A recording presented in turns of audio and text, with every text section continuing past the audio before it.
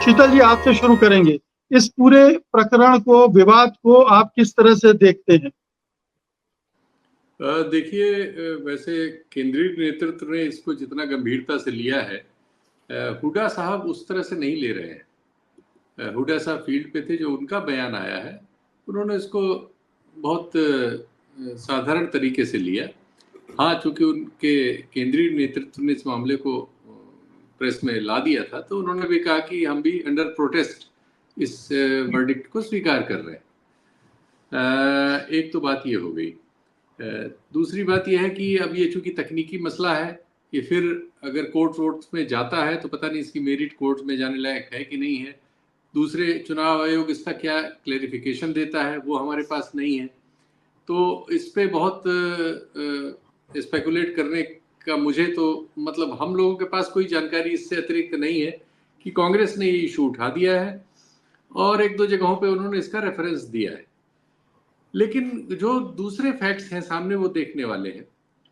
कांग्रेस को लगभग 40% यानी 39 पॉइंट समथिंग वोट मिला है और बीजेपी को भी 40 पूरा नहीं हुआ है, 39.9 समथिंग, बिल्कुल 0.8 का इन दोनों में डिफरेंस है, यानी बहुत ही क्लोज है। लोकसभा में भी ये लगभग बहुत क्लोज थे, दोनों को 46% के आसपास वोट मिला था। तो दोनों का वोट लोकसभा से नीचे हुआ है, लेकिन आप कह सकते, और कांग्रेस का वोट अगर विधानसभा से लें तो पिछली विधानसभा से कांग्रेस का वोट 12% करीब बढ़ा है, जबकि बीजेपी का वोट 4-5% ही बढ़ा है। तो इस लिहाज से कांग्रेस ने कोई खराब प्रदर्शन नहीं किया है, लेकिन चूंकि कांग्रेस को लेके एक धारणा बनी हुई थी कि इसको चुनाव जीतना ही जीतना है, सारे एग्जिट पोल्स ने दे दिया था, सबने मान लिया था। कांग्रेस ने बेहतर प्रदर्शन किया है, लेकिन इसके बावजूद चूंकि उम्मीद ये थी कि उनको जीतना है, तो वो जीत नहीं पाए संख्या में, न्यूमेरिकली, तो इसलिए मान लिया गया कि वो बहुत सारी चीजों पे अब शंका हो रही है। अच्छा, दूसरी बात ये है, देखिए एक चीज मैं स्वीकार करता हूं इसमें, जो उसके बारे में हम लोग आकलन कर रहे थे, मेरे पास दोनों तरह की सूचनाएं थी, लेकिन दूसरी सूचना बहुत कम थी, लेकिन एक की ऑथेंटिक सूचना मेरे पास है। अहिरवाल से एक सज्जन है, राव अविभाव सिंह, उनका मैं अब नाम ले लेता हूँ। मेरे लिए जो बहुत सारे इंफॉर्मेशन के सोर्सेज है हरियाणा में, he is one of them. उनके लगातार मेरे पास व्हाट्सएप मैसेजेस हैं हरियाणा घूमते हुए, और वो उस बात का प्रतिवाद लगातार कर रहे थे जो बात मुख्य धारा में थी कि कांग्रेस जीत रही है और कांग्रेस का लैंडस्लाइड है और कांग्रेस की आंधी चल रही है वगैरह। वो ये कह रहे थे कि ये मामला जाटों तक सीमित है और गैर जाट लोगों में दूसरी तरह का पोलराइजेशन हो रहा है, ये वो कह रहे थे। और एक चीज और है जो आज उसकी पुष्टि हो रही है थोड़ी थोड़ी, शैलजा जी का जो लगातार वो प्रेस में रही, वो प्रेस के ज्यादातर एएनआई समेत ऐसे प्लेटफॉर्म्स थे जिनको हम आज कह सकते हैं कि वो बीजेपी के लिए बहुत सारा काम कर देते हैं पॉलिटिक्स में।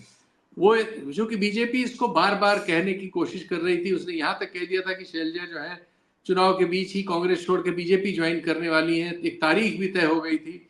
मतलब इस तरह से लोगों में अफवाह के तौर पर। ये सही है कि दलितों के एक सेक्शन ने, जो बहुत छोटा सा, लेकिन 2.5-3% दलितों ने, जिन्होंने लोकसभा में कांग्रेस को वोट किया था, उन्होंने इस चुनाव में उनसे अपने को अलग किया है और बीजेपी को वोट किया है। कुछ लोगों ने ये राम रहीम को जो इन्होंने परलो दिया, उसका भी असर वहां 5-6 जिलों में है, सिरसा और उसके चारों तरफ। वो भी ज्यादातर दलित और ओबीसी समुदाय के लोग हैं जो उसके फॉलोअर्स हैं। थोड़ा बहुत 1-1.25% का डेंट उधर से भी हुआ होगा। तो कांग्रेस का जो वोट है, अगर हम सीएसडीएस का पोस्ट पोल ले लें तो वो 42% दे रहा था उसको, 42। जो सर्वेज थे वो 43% दे रहे थे, और कांग्रेस को हम 39% पे पा रहे हैं, यानी 3-4% का कुल उसका डिफरेंस आया है, जो अगर आकलन पे वो पहुंच जाते तो नहीं आता।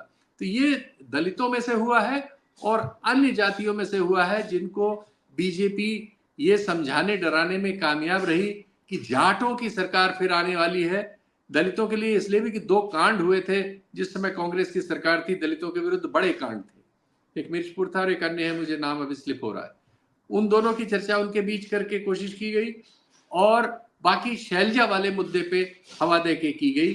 कांग्रेस निश्चित तौर पर शैलजा के प्रकरण को एमिकेबली सॉल्व इलेक्शन से न पहले कर पाई और ड्यूरिंग इलेक्शन वो खुली रही। उन्होंने उनकी जो भी प्रेस में बातचीत हुई उससे हमेशा एक शंका बनी रही, क्योंकि वो एक बात कहती रही कि मैं चुनाव लड़ना चाहती थी और मुझे लड़ने से मना कर दिया गया, ये उन्होंने ओपनली कहा।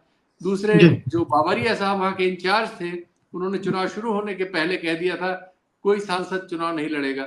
ये सब बातें अगर ज्यादा बड़े स्तर पे आई होती तो शायद संभल जाती। इन सब चीजों ने छोटा छोटा सा नुकसान किया है। इन बातों को भी हमें साथ साथ देखना चाहिए कांग्रेस की शिकायतों के साथ।